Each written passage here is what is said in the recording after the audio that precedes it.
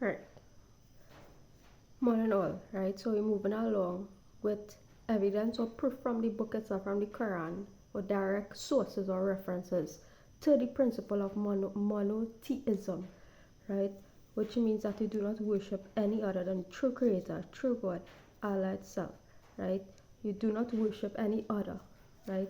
You do not associate with Allah any other being, entity, spirit, ghost, anything of the sort, right? Good. So we're looking at Surah 2, 221, verse 221, right? And we're going to kind of elaborate on this verse because it could be misinterpreted. Like I even misinterpreted when I first read it, even the first 3 times, right? So, and I didn't like some of the language and phrasing there. We all know that English is not the best of the best language. In fact, it's not even the second best language. It's not even the third best language, right? So we will interpret this verse, right? And do not marry polytheistic women until they believe, right? So it's going forward in time for people who did not have this knowledge before, right? And going forward in time, having learned and come to the realization of that which is true, we are moving forward in time, right? Do not marry polytheistic women until they believe, right? And a believing slave woman is better than a polytheist, right? Even though she might please you, right? So let me just get into this because this thing, like, it could really turn off somebody if you're reading it for the first time, right? It says a believing slave woman is better than a polytheist, right? So it's saying that a believing slave of Allah, right? Now, this not is an unpleasant term. This is an unpleasant term, right? It is an unpleasant term, right? A slave of Allah, right? It is an unpleasant term. I don't even like it, right? But the book makes reference to it, and I honestly prefer the word servant of Allah or believer of Allah or something of the sort, or action taker of Allah, right? Um, so let me just explain what a slave concept is. Basically, adherent to the guidance set forth in the book, right, as to what it means to be a good person, right? Adherent to the guidance set forth within the Quran as to what it means to be a good person, right? That's what a believing slave of Allah is, or a believing servant of Allah is simply that, right? Nothing more, nothing less. Adherent to the guidance in the book as to what it means to be a good person, right?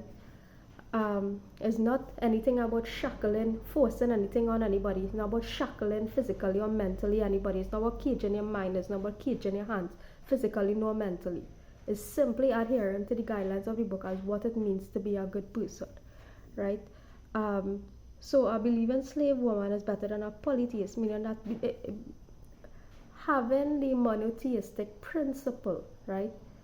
Adherent to the monotheistic principle, which is the first fundamental pillar, right? First fundamental pillar of Islam. You have a monotheistic principle, right? Do not worship any other than Allah, right? Is better than someone who calls on other entities, other ghosts, other spirits, right? Who has already died, and gone already, right? So similarly, right, the book equals this with regard to gender. So Islam is not about oppressing. True Islam is not about oppressing women, right? So the book equals this in terms of gender, in terms of the belief structure, right? Do not marry polytheistic men to your woman until they believe as well, right? So the book equalizes this in terms of your gender relations tied into your belief structure, tied into truth, right? Um, right. So I believe in slave man you're talking about now. I believe in servant of Allah, right? I believe in human being, right? I believe in person and Allah, right? True following the guidance, right? Is better than a polytheistic, meaning you worship or call on other deities, gods, ghosts, spirits, right? Um, those invite you to the fire, right?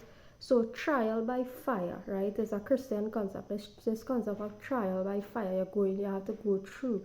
You have to go through some kind of experience. This tribulation, right? So you're trying to put an end to this concept of this suffering, this tribulation that you have to go through, this tribulation, right? You have to go through this tribulation, right, in order to come into some kind of provision that's supposed to be yours in the first place, right? Um, those invite you to the fire, but Allah invites you to paradise, right, and to forgiveness by His permission, and makes clear His verses or ordinances, right? And He makes clear His verses or ordinances to the people that perhaps they may remember.